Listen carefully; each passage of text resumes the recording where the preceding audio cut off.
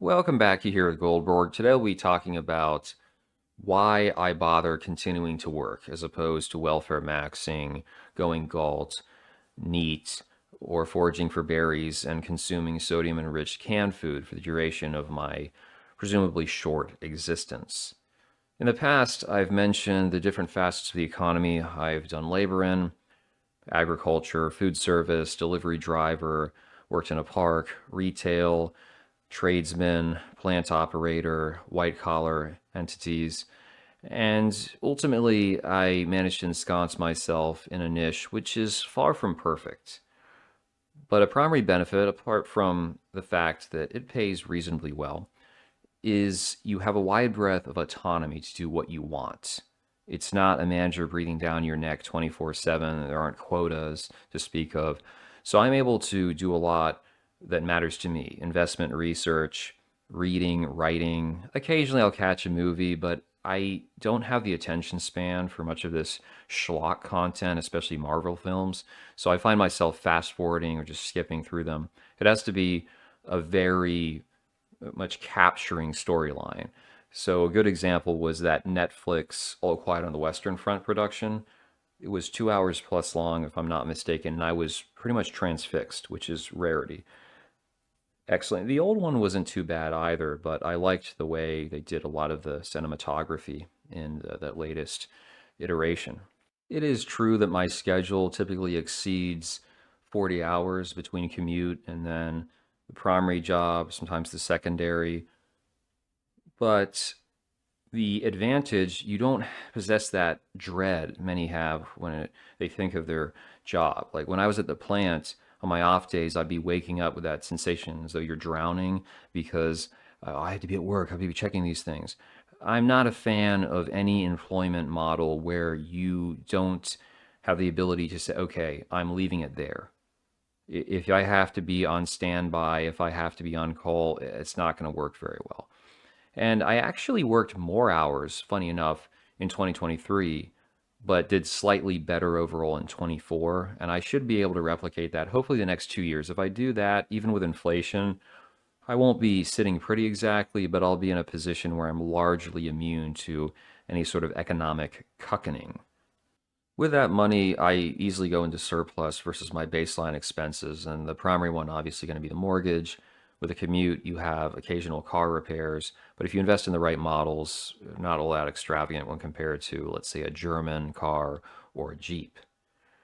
And many of the funds then will be transferred into stocks, whether growth, some dividend funds, or crypto. I do make repairs on my house, and some stuff DIY I'm okay with, like if it's certain plumbing projects or painting, doing sealants. When we get into the category of carpentry and drywall, a little bit less skilled. So that's when at times it's better to call someone as they do it on a regular basis and less chance of an error, which then has to be fixed or just stretch out and detract from other stuff you want to do. Because sure, one could tell me if you weren't working as much, you would have more free time to spend on yourself, and that is correct. But if you at work can do stuff for yourself, it becomes less of an overall downside. If I were to truly parse through and say expenses that might be eliminated, I have a second smartphone I use for YouTube that comes to like $20 a month. With the internet, if I had maxed out Unlimited Plus on my smartphone, the primary one, I could, accepting making videos, I could just cut the internet that I have for the house, the cable. That's like $40 a month, so we're up to what, 60?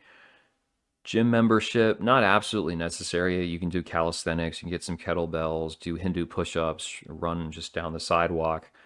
But I like the gym in the sense that it's more efficient for me to go in. You can knock out a certain tranche of workouts and it goes faster than me trying to focus doing it at home. Also, it's somewhat motivating, I guess.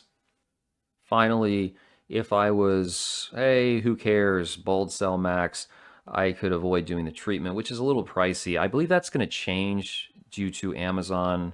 They're in the process, or they already have rolled out a more affordable option. Because at one point I was using the Kirkland Monox plus the Fin pill, but the Fin pill gave a side effect of just being super sluggish all the time, like more tired than necessary. And when I switched to the solution, that vanished. So I think it's worthwhile just to have self respect because oftentimes guys that go bald, they look more miserable and they look older. It's very hard to look youthful when you've lost your hair.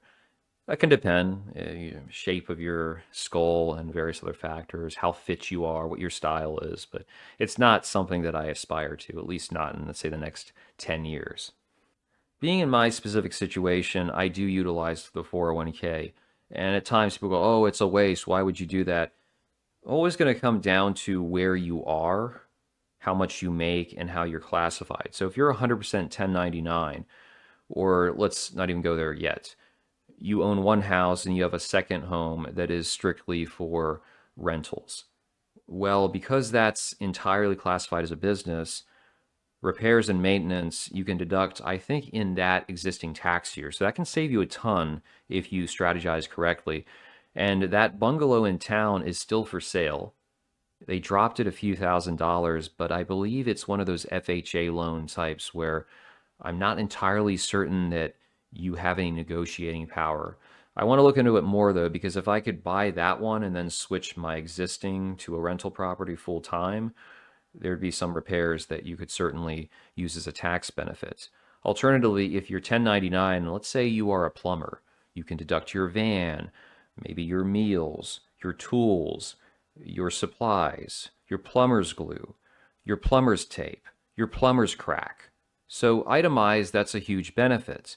But if your 1099 is not the bulk, if you have a W-2, and let's say you're making 120 or more, 401k has a benefit because as a single male, you don't have a lot of tax protections. If you're no kids, you didn't marry some ham beast, you can make charitable contributions. Now, by the way, GoFundMe doesn't count unless it's to a licensed certified charity. And that's a shame because GoFundMe is more effective if you know a person, you can give directly. So I give some to this guy. He does a mission. I've known him since college. And unless that money is, we're talking about long term preservation of assets, unless that money is going to a family foundation, which is primarily for the elites, you aren't holding on to it. So it is being lost in one sense, perhaps for a good cause. Now, some of these charities, the United Way, the Salvation Army, they've become incredibly corrupt. They're just places where people go to work and make exorbitant salaries for doing next to nothing. But with a 401k, as imperfect as it might be, and I do like I think it's a 4%, 12% split between the Roth and the traditional version. Roth IRA is separate. I have another account for that.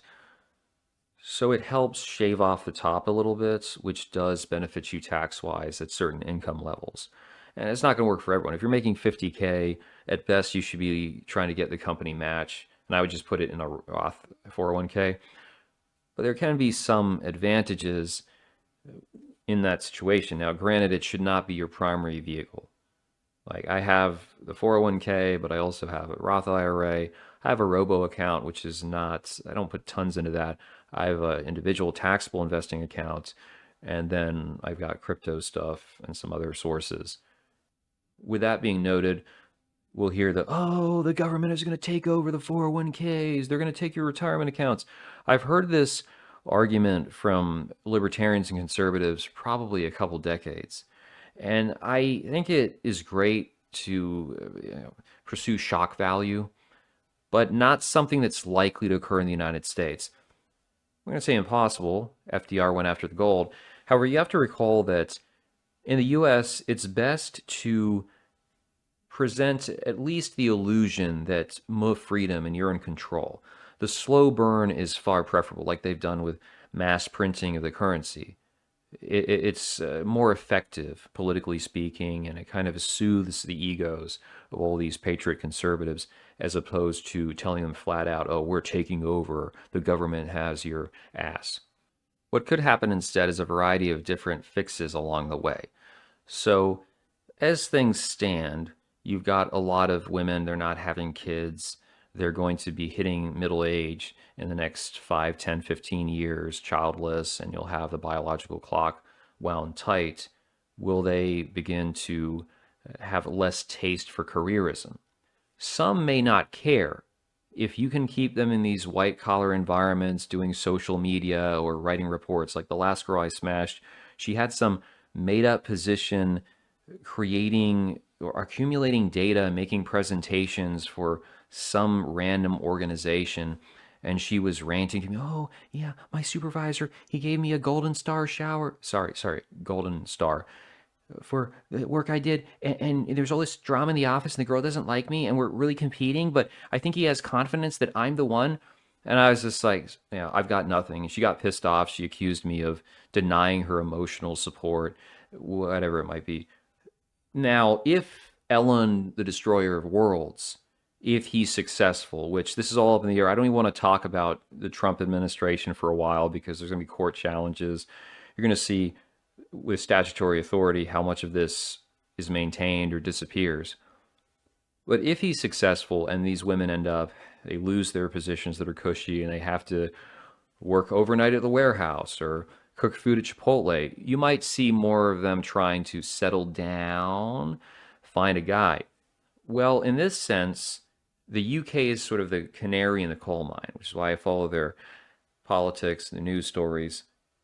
They've been saying here the MPs demand timetable for cohabitation reform.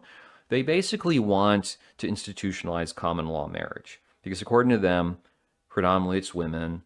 They'll be in a relationship, and if it fails, the woman is left with no resources. So I could see that being the case if you are not a good boy and you date a girl you are living together, they could start saying, okay, she can claim your assets after the fact, or maybe they're going to tax your retirement to provide IVF or surrogacy. There could be a surcharge if you have an insurance plan. Another possibility is that President Vance and VP Puja create a tax regime wherein they'd have to make it gender neutral officially, but men would bear the brunt. You're required to pay in something extra to subsidize whether it's single moms or the brads who'll marry a traditional feminine conservative Catholic roasty. In a sense, we're already doing this with child tax credit and people being married having a slight advantage in terms of filing. They're not as restricted if they have a combined income or whatnot. But look out for that. We've got these tech bros and Catholic social policy types that are going to be in charge of the government. They want to up the birth rate. In contrast to outright confiscation, they might just increase income tax when it comes to traditional 401k distributions. And this has been talked about for a long period. It's expected. However, you have these Republicans in power. Might they eventually transition to a fair tax? And would you still have to pay income tax on that? Obviously, a little bit far-fetched. They don't have the votes currently. With the Roth accounts, you'd have some recourse because they put into the law you're not going to be taxed on this if you pay now. If they tried to shift it later on, I feel the courts would step in on the side of the people. At least that's my suspicion. And then, in line with a kind of Fortress America, Trump's External Revenue Collection Department, one of you guys says, I'm going to go to the Philippines. Well, exit tax of 25% if you set up residency in another country. That could occur. Not guaranteed, but it remains to be seen. All that aside, we already have provisions in place to prepare for this, even with its supposedly declining birth rates, which I'm not 100% sure I believe because of what I see when I've traveled throughout the country. But let's assume the official narrative is correct. So Trump enacted this Secure Act back in 2019, and then Biden expanded on it. They increased the amount of time you could contribute to IRAs. So they're already anticipating the boomers are going to have to work longer. They might be into their 80s and 90s, still working jobs, paying to the system. And they tightened up on the stretch rules for inheriting these accounts. So unless you're a spouse, let's say your boomer father passes away and gives you a 401k, you're going to have, I think it's 10 years to take a distribution. You're not going to be able to continue across the course of your lifetime or maybe even give it to your kids. So that could be a bit of a gum up situation. You're in your 30s or 40s. If you're still working, you don't want to quit your job because you have a good career. Well, that's going to be extra tax you're paying. So it's going to put some people in a bit of a jam. They already know they're forcing that out because outside of even estate taxes, they're going to be able to collect on that. Even if some of these boomers, they're not going to have tons of grandchildren necessarily. So that could very much be the case that with the way the law is written, they're going to get their money somehow. Moving forward, we have the possibility of them targeting the boomers in a rather sadistic fashion to, for lack of better words, cull the herd. This was an interesting article. This girl bought a house with her parents, and they were like, haha, we actually have a ton of debt. You want to pay it off for us? So she's somewhat screwed over. This is going to be an inevitable question. And it's not so much the rich boomer elites, it's more so the lower middle class, the working class ones who maybe they got drafted into Vietnam, maybe they are low income. They're going to be the first on the chopping block. Returning to the UK for a second, Rachel Reeves, their development plan, they said eliminate 10% of farmland in the UK, which probably means either less food or at least more processed food.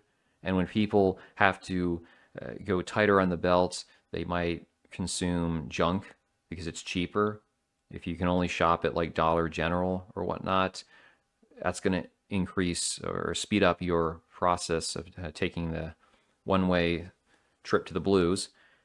And there's other things like Keir Starmer cut off heating aid for poor people. This is something I think Obama did similarly in 2011 or 2013. And there were allegations that folks died out in the Midwest. I haven't been able to verify that. But in the UK, it doesn't stay warm year round. So some will pass on for that reason. You start putting the pressure. They can't get adequate heating. The ones that have served in the military, like Vietnam and Gulf War, not all those guys got the nice disability pensions that people in the Iraq conflict were able to receive. So if they're financially squeezed, they're isolated, they don't have kids, or the kids hate them, it might be one of those dynamics where they can't keep the lights on and they take themselves out, or they have a heart attack, they're going bankrupt. These are all options. It sounds cruel, but people make this mistake of assuming that, oh, Democrat versus Republican, labor versus conservative, they're all pretty much on the same agenda. You see how even so-called center-left governments pursue forms of austerity in different ways. To continue putting the financial squeeze, Social Security, many of those payments are taxed, so it's not as though they're taking all the money and removing it from the bank, shoving it up their weehee. In reality, the government is absorbing a chunk, and if they die outside of survivor's benefits, which if they don't have a spouse, if they're not in talking terms, they don't have kids, whatever it might be, the government's just going to maintain whatever else was in the pot. Furthermore, you have Medicare. That is the true gorilla in the room, the Shaniqua that must be tamed. Because oftentimes people, it's the last 6 months or 2 years, they spike, they punt all of their allocated money on Medicare because they're using it so much. A good example of this was my grandmother. So my grandfather was fairly successful, could have been more so, but he bought some companies that then went belly up. So he retired reasonably well off, but he died in his 70s from cancer. She was a health freak. She always went to the doctor. She used Medicare to the very last minute. And even at that point, when she was widowed, she didn't say, hey, I'm going to move in with one of my kids. I'm going to defray the costs. She was like, I'm going to stay in my pricey condo in the city. I'm going to have a home health aide or nurse who ended up stealing from her. There's a lot of resources that are being used up in the last several years of your life. And I know we don't want to break everyone's existence down to a dollar figure, but it is a real phenomenon. And as much as elderly people they still want to have their independence, they want to live their happy golden years, can be a bit of an issue. Whether we get a proper Ryan plan, reform of Medicare, or the Trump people simply put Medicare Advantage at the forefront, ideally pricier plans, these elderly folks start going bankrupt, they're stressed, and they're taken out. Or usually you have more ailments as you age. If you are not living in a relatively comfortable situation, you might just choose to step out of the ship. In addition, if they're farmed off to a assisted living home, retirement home, many of those will try to get your assets locked down. So the government is working towards eliminating large swaths of the problem population. You can complain about the boomers all you want, and not without some basis, but they are on track. And they're not going to get rid of the elites per se, but the masses, it seems that that's what they want to achieve. And finally, you have the pincushion. Now, some say, oh, it's exaggerated. It was never meant to do anything. Even if 5, 10, 15% in the short term and the long term eliminates from the 50 plus population, that would buy the government a lot more time when it comes to all these outlays. People don't want to admit it. Joe Biden will go down in history as one of the most powerful presidents this country has ever known. He truly cucked the nation eternal. He threw down the gauntlet. He called your bluff. All those libertarians, all those conservatives, are you willing to live without your fiat? I'm a constitution, but I'll bend over. And this is a geriatric that he did exactly that. And you're still saying, why is it hurting? So what I'm saying is, could it occur? Possibly. I don't expect it to. So I'm going to continue working. I'm going to continue stashing. I imagine 2 years, maybe a max from where I'm at now, maybe 4 or 5 years tops. I should be pretty much good and I can just retire. I could do it earlier. It really depends how I feel and where direction this country is going in. So let me know what you think. Are you guys actively working? Are you trying to career max or are you just playing it chill, trying to stay below the radar economically?